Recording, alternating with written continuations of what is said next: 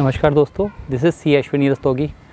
आप सबकी काफ़ी क्वेरी मिल रही हैं कि टीडीएस कितना काटा जाए या टीसीएस अगर हमारा कट गया है तो हम टीडीएस काटने की रिक्वायरमेंट है कि नहीं है। तो आइए हम समझते हैं कि टीडीएस के प्रोविज़न 194Q जो 1 जुलाई से एप्लीकेबल है।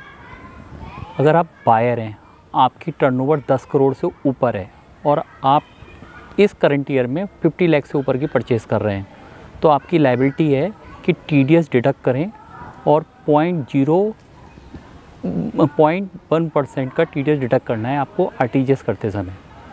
अब हमें ये समझना है कि हम टीडीएस डिडक्ट करेंगे, आरटीजीएस करेंगे, तब टीडीएस डिडक्ट करेंगे। इवेंट क्या है? जब परचेज़ करेंगे और सेल करेंगे तो whichever is earlier, purchase और payment whichever is earlier event date होगी।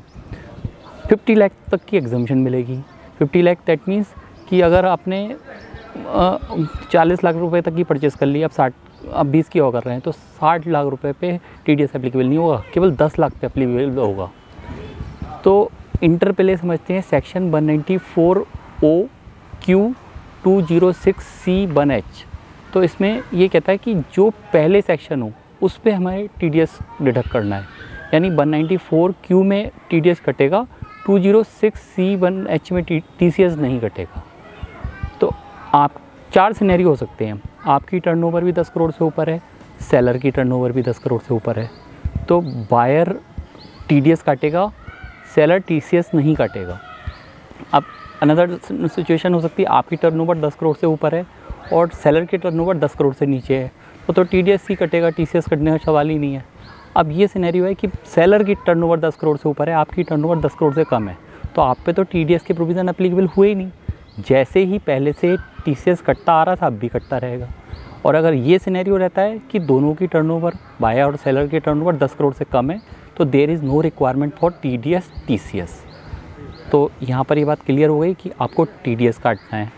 अब ये समझते हैं कि एक नया प्रोविज़न आया है 206AB।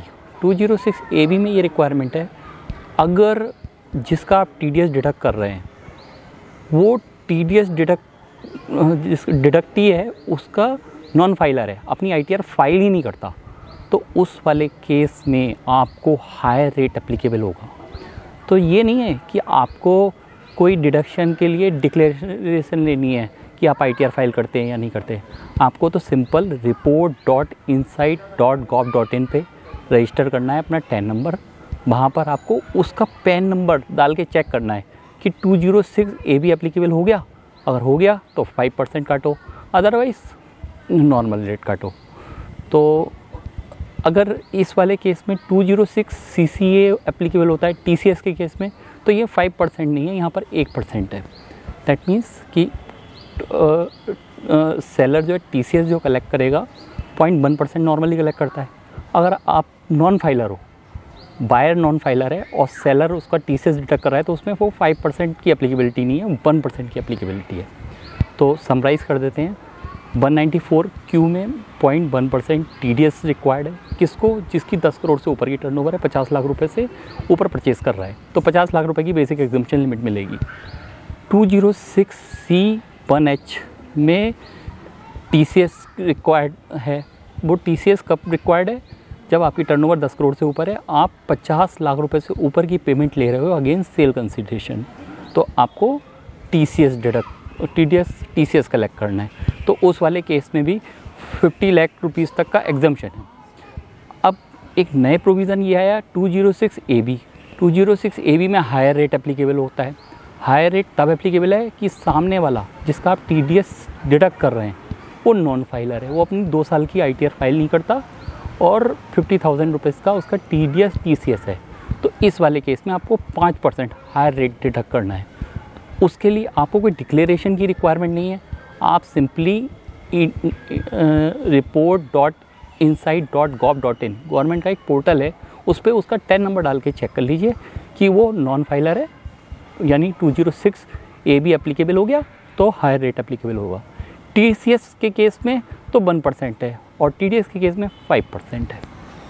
तो आज की डेट में आपको ये भी है कि सब अपना रिटर्न टाइमली फाइल करें, कोई नॉन फाइलर नहीं बने। अगर नॉन फाइलर बन गया तो बैंक वाले भी 194 AM में कैश विड्रॉल के टाइम पे भी ये मांगते हैं कि 3 साल की ITR दो। ऐसे सेम केस यहाँ नॉर्मल TDS में भी एप्लीकेबल कर दिया कि अगर आप अपना रिटर्न फाइल नहीं कर रहे हैं टाइमली, तो वहाँ पर आप नॉन फाइलर बन गए।